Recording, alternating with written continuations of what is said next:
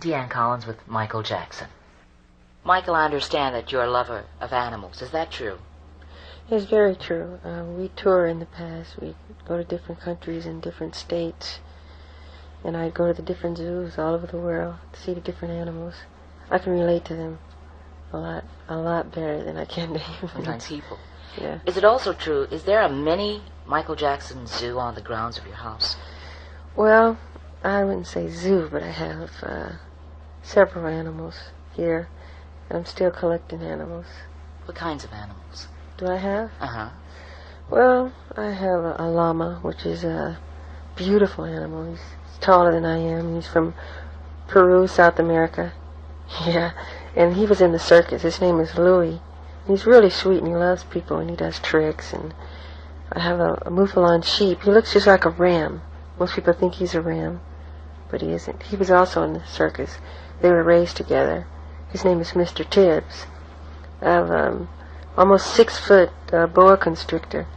His name is Muscles, and I take him to the studio. Diana Ross was just here, and we were both peeling his skin off, because he peels like 3 times a month. And he was great. She was a little afraid of him, but then she got relaxed with him. And she touched him? Oh, yeah. Oh, really? Yeah. And I have 2 deer. Their name is Prince and Princess. They're really sweet. They're the North American white-tailed deer. And I raised them from the bottle. They're really sweet. And I got all kinds of different birds and stuff like that. Do you have a favorite animal? Mm-hmm.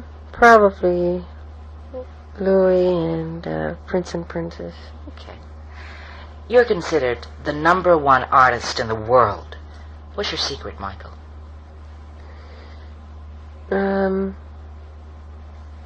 Just loving what I do and speaking from the heart, being honest, really.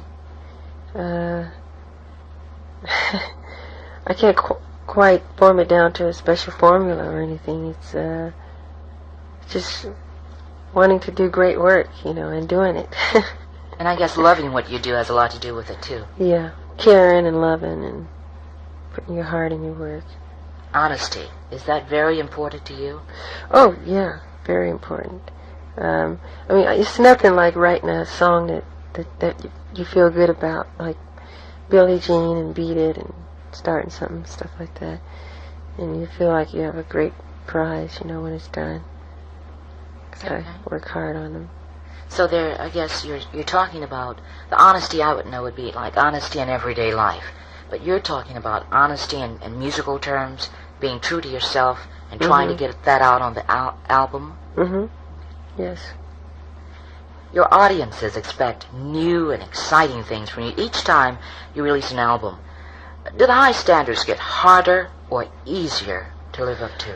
Well, they get harder because no matter what you do, you're competing against your previous product and everybody expecting more. It's like with the motion picture, you go see Star Wars, then Empire Strikes Back, you expect more, than Jedi, you expect more than that. So you're really trying to top yourself all the time. And it's hard. With the Bee Gees with Saturday Night Fever, they came out with Spirits Having Flown. It's really hard, But I believe in doing better work. As you grow, you should get better. It's like that saying, I'm not getting older, I'm getting better. Well, trying to top, your albums, is it draining personally and physically? No, it's a challenge. It's fun. It's like a big, I shouldn't say game, but I have a lot of fun doing it. It's really, to get paid for something you love to do is really a treat. A lot of people are employed and they hate their work. It's terrible. But I'm getting paid to do something that I love to do. So it's a lot of fun. I'm just having a ball. Now, you stated that you feel more comfortable on the stage than at any other time. What do you do for excitement and once you're off that stage? Dream about the stage. Play with my animals, stuff like that. I don't really go many places at all. I don't think you'd find me in the disco or the nightclub. All of those places are fun if that's what you like to do. It's just when I go to places like that, it becomes work instead of pleasure. They announce that I'm there over the loudspeakers, and they play all my records, and I'm signing autographs. And again, you're on stage. Yeah. So it's not fun. I've done disguises and all kind of things, and it just doesn't work. But it's, it's all right. I don't mind it. Well, for me, to mellow out, I call it mellowing out, I read or play bid whist. For you, is it the animals again, as you're saying? Is that Yeah, your... probably animals or being with children, which I love a lot. I love kids, the young ones, and play with them, swim and stuff like that. You've been in the music business since age 5 or 6. What do you think your life would have been like if you hadn't had the talent to sing? Boy, I can't imagine, really. I have no idea what I'd be doing, because seems so right for me, and I'm here to do this, and it's my contribution to life to do what I'm doing, and I put my heart in it.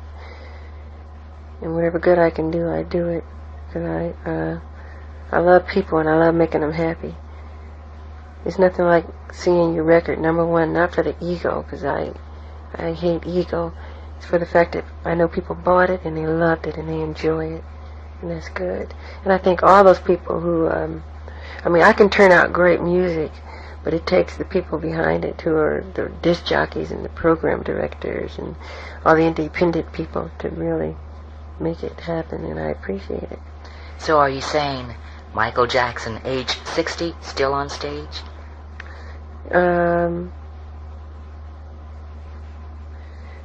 Yes. I'd probably be doing writing and film, probably directing and stuff like that. Still active in it, but a little more behind the scenes, developing other people and showing them which direction to go in. With success in show business, you stated earlier that your privacy is almost lost. How do you deal with going out? Have you just stopped going out altogether, or having your picture taken, or people asking for autographs? Have you found a way to beat all of that and still maintain a private life outside of your home? Well, the best privacy is kind of within yourself, and to be independent at home or something. Because everything I want to do is here. I can do whatever I want here, It's loose and free. If I go out somewhere, it's different.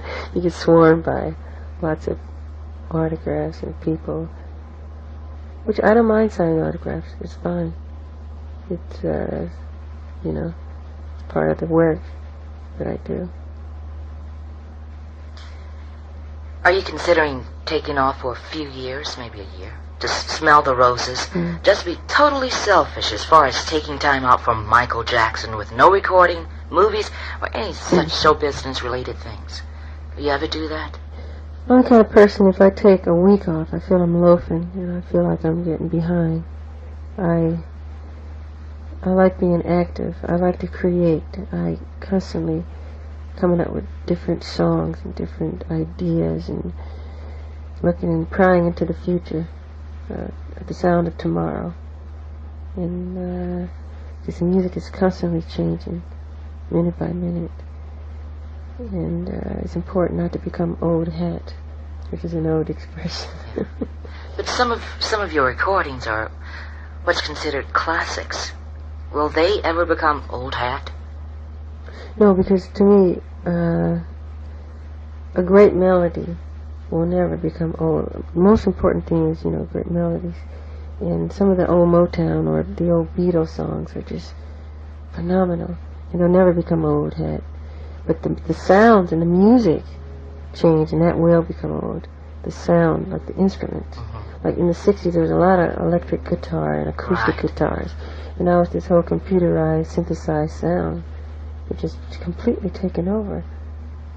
And that's the difference. But the melodies are still there, but the music has changed. Oh, I see what you're saying. You said you love kids. You qualified it by saying very young kids. But what about marriage? And then maybe some kids. How far down the line is it, Michael? I have no idea. I have no idea. I can't answer that. Okay. I won't bother you on that. Any TV specials in the work? Say, something you'd like to do on television?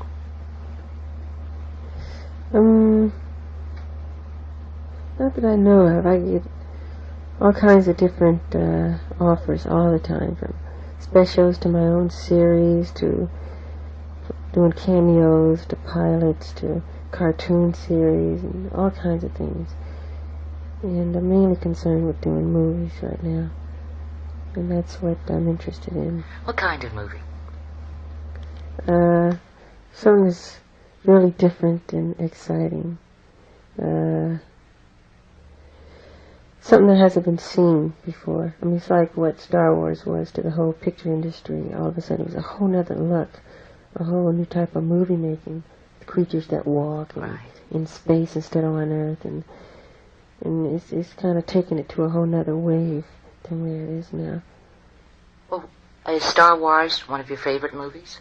Yes. E.T. E.T.? Yes. All right. Call home, E.T. Yeah. To Steven Michael. Spielberg, I think, is brilliant. Your creativity, it seems, is carried out like in all aspects of your life. In music, you're very futuristic.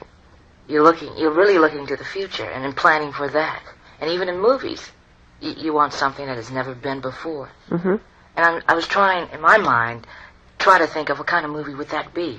It would be, I don't know. Could you sort of paint me a picture of something that would be the first of its kind for movies? I sure would love to do that. There's tons of scripts that are coming. Since I did The Wiz, there's been tons of things come in. And with a movie, you know, it's so important to be selective, to do the right vehicle that's perfect for you. And I really enjoy surprising the public, going in a whole other direction than what they thought. And there's several different projects that I'm really interested in, but I'd really hate to say what it's about, because I really want to take a different turn and surprise people. Not just one glimpse, one peek. But it'll be something, guys, futuristic, and it'll be very different. That's mainly what I can say. Okay. So basically, that's the key word, different, for Michael Jackson. Yeah. You stated the Eagles is a favorite group of yours. Did the groups Hotel California inspire your Heartbreak Hotel or Thriller? No.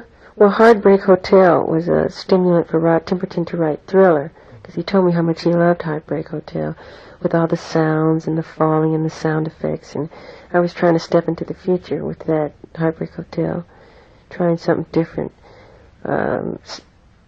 integrating drama and sound effects with music. And it worked, because a lot of people are trying that whole thing, like Pink Floyd and even Rod Temperton with Thriller. And so many other people are coming out with sounds in their records now, different effects. That's fine. So it was like a pilot and also a prototype of what's happening now. Mm-hmm. Has a tentative date been set for Jackson's tour with Jermaine and Janet?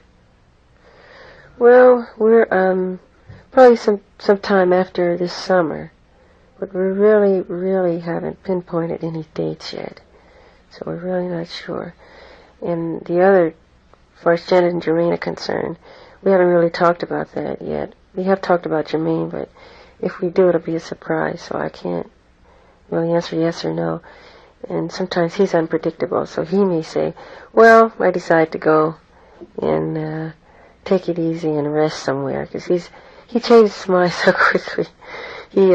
Last time I heard, he said he was moving on an island, which he was going to buy, and now he moved somewhere else. And then he was into boats, and then he changed, and so he's always changing. So I really can't answer for him. Do the accolades, gold and platinum records and awards still excite and inspire Michael Jackson to keep going on? They'll always excite me, the gold and the platinum. It's just important not to take it too serious and not to reflect too much on the past and too much on the gold and too much, because you get bogged down with with your achievements instead of pulling out great work, instead of your past work, and you can get lost in that, really. Sometime I put all my gold and platinum records out and I look at them, and then I try not to take it too serious, because there's so much more I have to do, and kind of forget about that. Is it hard to forget about that, though? The spotlight, the superstardom. I mean, your name probably is up there with Muhammad Ali, or higher. You're known everywhere. As you said, you can't go outside. Everybody knows Michael Jackson. Is it hard not to take yourself seriously? No, it's pretty easy for me, because so many things I block out. I so much see myself like you, or like the people in this room. I'm human just like you are. I'm no better than you are. I may have a certain talent with my art and songwriting and dancing and the drama and the whole thing, the show business thing. But as far as human, I'm just like you. Average person. Yeah, so it's no right for me to think I'm better than you, or have an ego, to walk on air, because there are lots of people in my field who are like that, and most of those people, they fall. They really do, because they begin to treat people who helped them badly, and to forget where they came from, and to forget about those who helped them get where they are. And that's real important. That's why I thank all those. I thank everybody. So in reality, you're protecting yourself from that fall by just being average and human. Yeah. I don't believe in failure, actually. So I just don't even think about it. I take that out completely out of my vocabulary, the word fail, because I don't believe in it. Is that part of the upbringing, to be goal-oriented and also not to believe or even say the word failure? Was that something you were taught by your mom and dad? Well, I've been taught a lot by them, my father and my mother, how to train and to be determined and to do this and that. But it's just something I strongly believe in. Okay.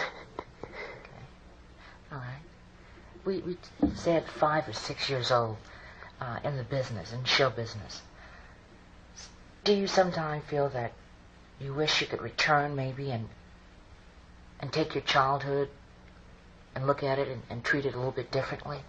Because basically, did you pass childhood and did you feel you were thrust into an adult world? Well, it was pretty different being brought up on stage and on tour, and it's not like the ordinary child life. So it is different. I mean, I enjoyed doing it. It was nothing like I had stage parents who shoved me into something I didn't want to do. It wasn't that. If it was that, I don't think I could have made it this long. I would have probably overdosed or something. But I enjoy it. No, it's a love that I have. It's nothing like being on stage. You can't put it in words. When the lights hit you, and there's a certain spirit you feel, and I just don't like coming off.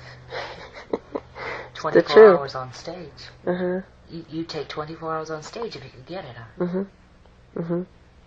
So you don't regret 1 minute? Not 1 minute. Not 1 minute.